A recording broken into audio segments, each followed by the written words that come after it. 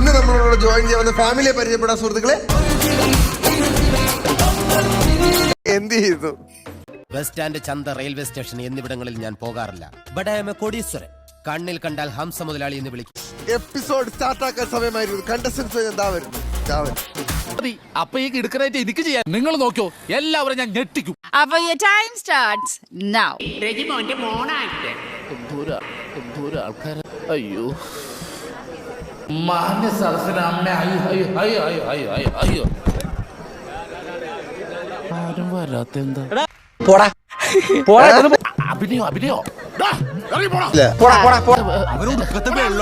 അമ്മച്ചാണ് ഞാൻ നടിച്ചിട്ടില്ല. ചിരിവല്ല ലാസ്റ്റ് കഴിഞ്ഞിട്ടില്ല. ചേട്ടാ ക്ലൈമാക്സിലാണ് ചിരി കിട്ടുന്നത്.